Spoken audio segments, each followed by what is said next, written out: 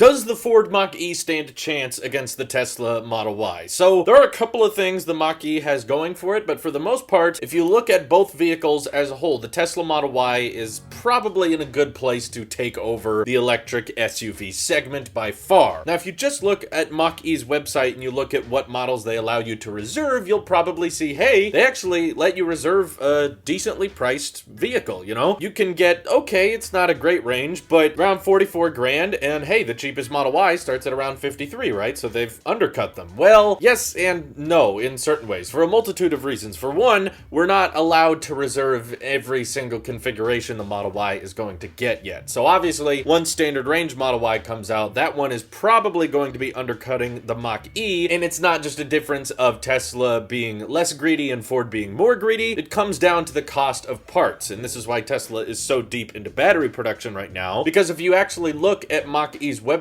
you can see how large these battery packs are and how far the range is of these vehicles, and you will quickly find that, you know, Tesla puts around a 75 kilowatt hour battery pack in their long range Model Y, which takes them 315 miles, and in order to get just 300 miles out of the Ford Mach E, they have to put near 100 kilowatt hour battery packs, which batteries are expensive. So the fact that Ford has to spend so much on batteries to put in these things puts Tesla at a distinct advantage because they have much more power efficient motors and their batteries are a lot cheaper because they're ramping them much faster than Ford is. And that's probably the reason that Ford has only committed to making 50,000 models of the Mach E. They've actually put a cap on them. They're just going to make that many and then see how people like them. Whereas Tesla is not putting a cap on the Model Y. In fact, they're working on Giga Berlin in Germany, and that factory is just going to start out with the Model Y, not even the Model 3, and they're going to ramp up production as fast as they possibly can, as they are mass producing the Model Y right now, and they're going to make as many as possible. There's no cap on it. They're not testing it to see how people feel about it, so that means it's highly likely there's going to be much more Model Ys on the road by the time the Mach E is even available. But the timeline is also a big difference as to why the Model Y is going to have so much more popularity than the Mach E, just in terms of quantity, because Tesla's already mass producing the Model Y and people are spotting them on the roads, and we know that the first deliveries are less than 2 weeks away. The first Model Y deliveries might have already happened by the time some of you are watching this video, and that means more people that are hoping to make a switch to an electric SUV are going to be off the market in not too long. So the fact that Ford wants to get production for the initial Mach E's, which will be the more expensive ones, wants to get the Mach E's delivered by the end of this year, but Tesla is rolling these things out of the factory like right now, that means Tesla kind of has a monopoly over this price category in this segment of the EV market for the next 9 months. And there's a whole nother suite of advantages that the Tesla Model Y has over the Mach E, between Tesla having way more experience with software updates and people seeing how autopilot works and the promise of full self-driving and how that's going to improve over time. Though to speak subjectively, I've talked to a lot of people that very much prefer the look of the Mach E. You know, outside of the whole gripe about it being labeled as a Mustang, and a lot of people don't like that because Mustangs are not, you know,